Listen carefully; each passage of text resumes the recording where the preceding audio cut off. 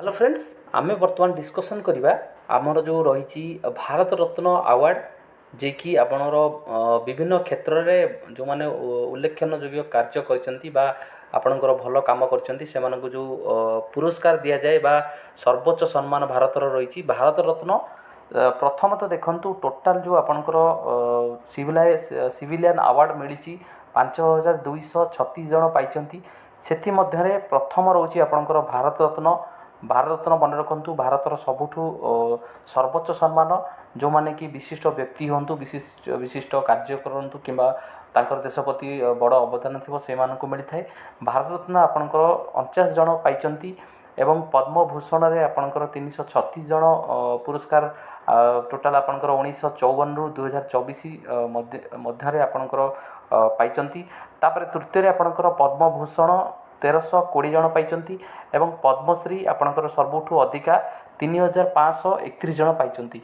तो आप देखा 1954 मसीह जो भारत रत्न अवार्ड मिलता किए पाइले सर्वप्रथम 3 जन पाइले जे कि सर्वपल्ली राधाकृष्ण जे कि से भारतर प्रथम उपराष्ट्रपति एवं द्वितीय राष्ट्रपति होते। तापर आपणकर सीवी रमण जे कि जड़े वरिष्ठ वैज्ञानिक सी पाइले भारत रत्न। तापर आपणकर सी राजगोपालाचारी जे कि आमर भारतर शेष भारतीय गवर्नर जे कि ब्रिटिश राजनीति समय सी पाइले 3 जन पाइले उल्लेखनीय कार्यपाई। तो बर्तमान देखूँ 2024 मसीह आमर 5 जन पाई भारत रत्न अवार्ड। प्रथम देखूँ लालकृष्ण आडवाणी जे कि वरिष्ठ बीजेपी नेता सी पाई। तापर आपणकर MS स्वामीनाथन जे कि ग्रीन रिवोल्यूशन करते सी पाई। तापर कर्पूरी ठाकुर पाई जे कि मरणत भाव बिहार जड़े तुंग नेता। तापर आपणकर आसिले आमर जे कि चौधरी चरण सिंह जे कि पूर्वतन प्रधानमंत्री एवं PV नरसिंह राव जे कि से पाई मरणत भाव में भारत रत्न 2024 निमंते पाई। तो ये जो पुरस्कारटी आपणकर गवर्नमेंट ऑफ इंडिया तरफ मिनिस्ट्री ऑफ होम अफेयर तरफ मिलता है।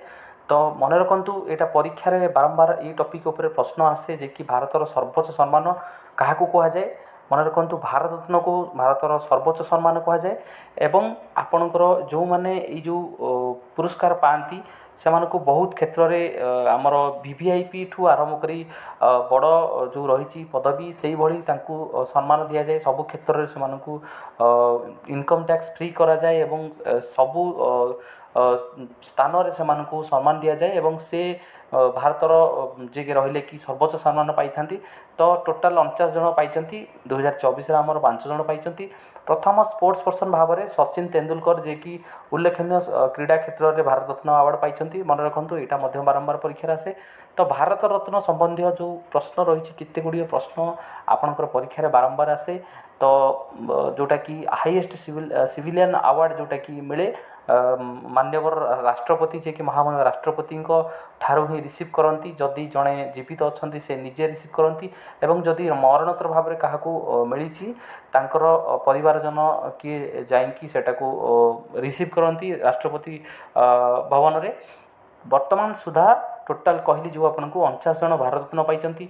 पद्म विभूषण जोटा कि द्वितीय सिविलियन अवार्ड से आपन 336 जन पाई एवं 1320 जन पद्म भूषण जोटा कि तृतीय पुरस्कार सेटा 1320 जन पाई एवं चतुर्थ रहा जोटा कि आपनकर पद्मश्री पुरस्कार जोटा कि 3531 जन पुरस्कार पाई एवं सर्वमोट आपनकर रहा 5236 जन ये जो पुरस्कार प्राप्त रही सर्वोच्च सम्मान भारतर जो 4 गोटी सम्मान रही 4 गोटी सम्मान पाई।